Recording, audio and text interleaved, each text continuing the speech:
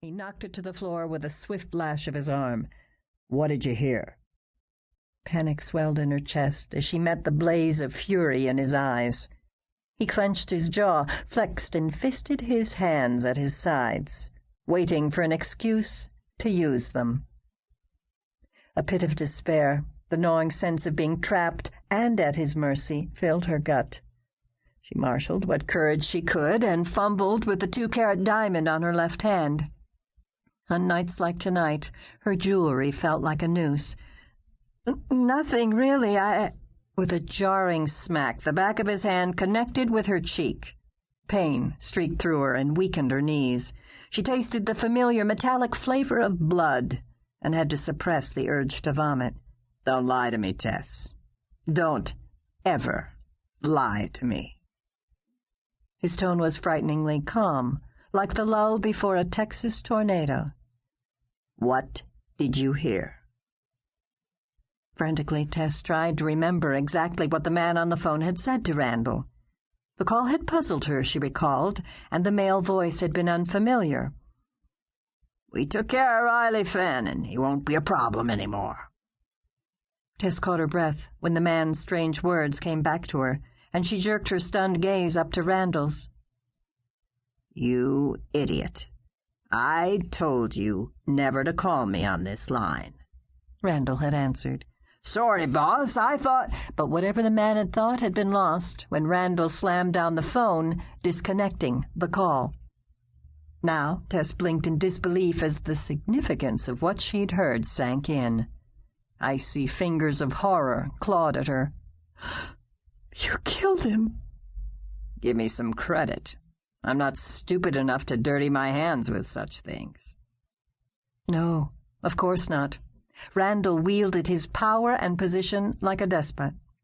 He'd have had one of his many minions carry out the seedy details.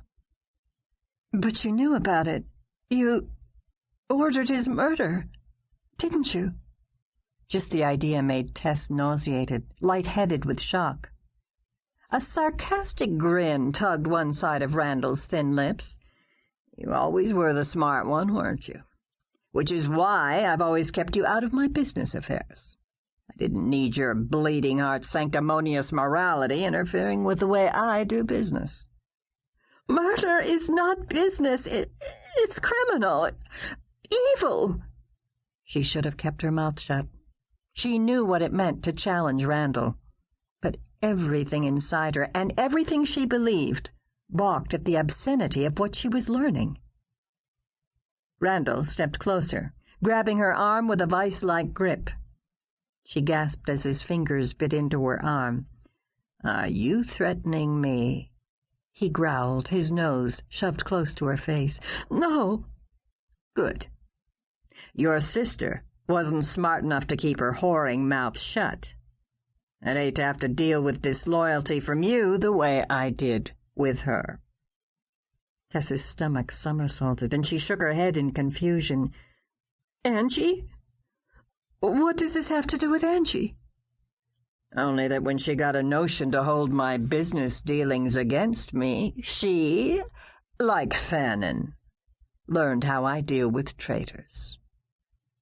Bile rose in Tess's throat as she processed this new insight to her sister's 13-year-old murder. She'd been living, sleeping, having sex with the man responsible for her sister's death. A man for whom murder was a business tool.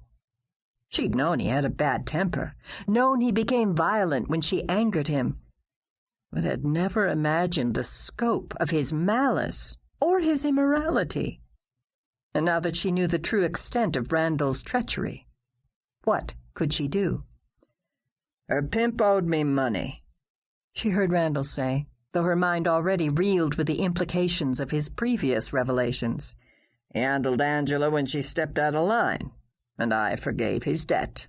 A simple business transaction." Tears of rage filled her eyes, her own safety forgotten in the shadow of the horrid truths she was learning.